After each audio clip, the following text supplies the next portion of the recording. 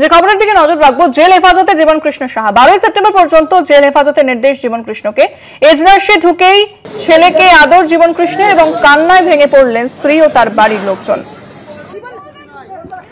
বিস্তারিত কথা বলবো, আমাদের সঙ্গে ব্যাংশাল আদালত থেকে সরাসরি রয়েছেন প্রতিনিধি অরিত্র ঘোষ। অরিত্র, আবারও তাকে জেল হেফাজতের নির্দেশ দেওয়া হয়েছে এবং এছাড়াও তিনি সংবাদ মাধ্যমের সামনে বলেছেন যে তিনি পালাননি, ফোন ফেলেননি, পড়ে গিয়েছিলেন।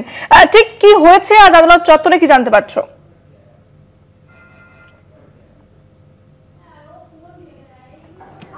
আমাদের সঙ্গে যোগাযোগ বিচ্ছিন্ন হয়ে গিয়েছে। এর আগেও 2023 সালে তাকে গ্রেফতার করা হয়েছিল। দীর্ঘ 13 মাস জেলে থাকার পর সুপ্রিম কোর্টে তিনি জামিন পেয়েছিলেন। আদালত তাকে তদন্তে সহযোগিতার নির্দেশ দেওয়া সত্ত্বেও তদন্তে অসহযোগিতা করছিলেন জীবন কৃষ্ণ বলে এমনটাই অভিযোগ ওঠে তার বিরুদ্ধে।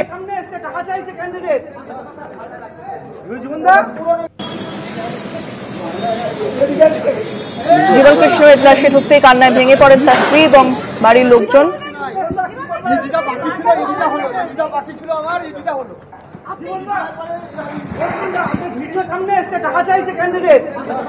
আমাদের সঙ্গে সরাসরি রয়েছেন প্রতিনিধি অরিত্র ঘোষ। অরিত্র, আজ আদালত চত্বরে ঠিক কি কি হয়েছে, কি জানতে পারছো?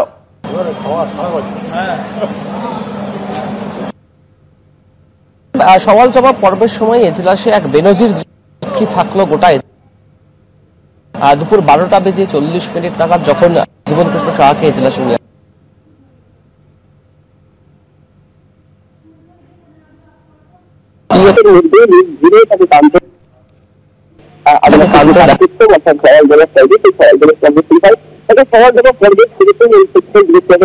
পর্বের শুরুতেই এনফোর্সমেন্ট ডিরেক্টরেটের তরফ থেকে বেশ কিছু বিষয় আদালতের সামনে পেশ করেন, যার মধ্যে দেখো ইডির আইন রয়েছে, যা যা তথ্য আপনাদের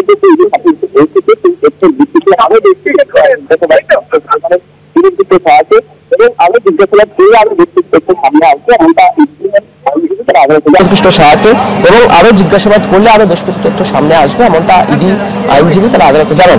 একই সাথে ইডির আইনজীবীরা এটাও জানান যে তারা জেল হেফাজত চাইছেন, তার কারণ বেশ কিছু রিপোর্টের অপেক্ষায় রয়েছেন ইডি। সেই রিপোর্টগুলি সামনে আসার পরেই ফের জীবন কৃষ্ণ সাহাকে আরো একবার জিজ্ঞাসাবাদ করা হতে পারে।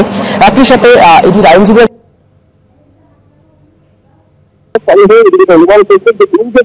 টাকা, সেই দুর্নীতির টাকাকে আলুর ব্যবসায় খাটিয়েছিল, অর্থাৎ দুর্নীতি আলুর ব্যবসা, সেই আলুর ব্যবসা থেকে দুর্নীতির যে টাকা, সেই টাকা আলুর ব্যবসায় খাটিয়েছেন, অর্থাৎ জীবন কৃষ্ণ সাহার যে আলুর ব্যবসা, সেই আলুর ব্যবসাতেই দুর্নীতির যে টাকা, সেই টাকা তিনি ব্যবহার করেছেন। একই সাথে আইনজীবীদের যেটা বক্তব্য যে তদন্ত বা জিজ্ঞাসাবাদে সহযোগিতা করছেন না জীবন কৃষ্ণ সাহা। হেফাজতে থাকাকালীন, যে কদিন ইডি হেফাজতে থাকাকালীন তিনি সঠিকভাবে উত্তর দেননি, তাই হেফাজতে রাখার আর কোনো প্রয়োজনীয়তা নেই, জেল হেফাজতেই পাঠানো হোক। এবং ইডির তরফ থেকে 14 দিনের যে জেল হেফাজত, সেই জেল হেফাজতের আবেদন জানানো হয়। পাল্টা জীবন কৃষ্ণ সাহার যারা আইনজীবী তারা জামিনের আবেদন আজ কিন্তু করেননি। একই সাথে জীবন কৃষ্ণ সাহার আইনজীবী যে বিষয়টি উত্থাপন করেন সওয়াল জবাব পর্বে, যে অভিযোগ জীবন কৃষ্ণ সাহার যে নামে যে অভিযোগ হচ্ছে, সেই অভিযোগের বেশ কিছু ধোঁয়াশা রয়েছে। একই সাথে নিয়োগ দুর্নীতির এজেন্ট হিসেবে জীবন কৃষ্ণ সাহাকে দেখানো হচ্ছে, কিন্তু তার এখনো পর্যন্ত কোনো প্রমাণ পাওয়া যায়নি। 12 দিনের জেল হেফাজতের আবেদন জানানো হয় জীবন কৃষ্ণ সাহার আইনজীবীর তরফে। দেখো, দু প্রশ্নের সওয়াল জবাব পর্বের শেষে যেটা আদালতের আগামী 12 সেপ্টেম্বর তাকে যখন আদালত জীবন কৃষ্ণ সাহার আইনজীবীদের সূত্রে খবর যে আগামী 12 সেপ্টেম্বর তাকে যখন সশরীরে আদালতে ফের পেশ করা হবে, সেই দিনই তার জামিনের আবেদন জানাতে পারেন জীবন কৃষ্ণ সাহার আইনজীবীরা। তবে সব মিলিয়ে আজকে যে সওয়াল জবাব পর্ব, সেই সওয়াল জবাব পর্বে নতুন কোনো ডেভেলপমেন্ট হয়নি এমনটা অভিযোগ করে জীবন কৃষ্ণ সাহার আইনজীবী। দুপক্ষের সওয়াল জবাব শেষে আদালত নির্দেশ দেয় আগামী 12 সেপ্টেম্বর পর্যন্ত জেল হেফাজতেই থাকতে হবে বিধায়ক জীবন কৃষ্ণ সাহাকে।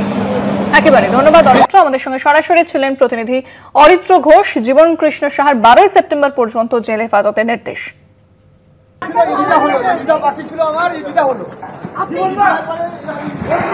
ভিডিও সামনে এসছে, টাকা চাইছে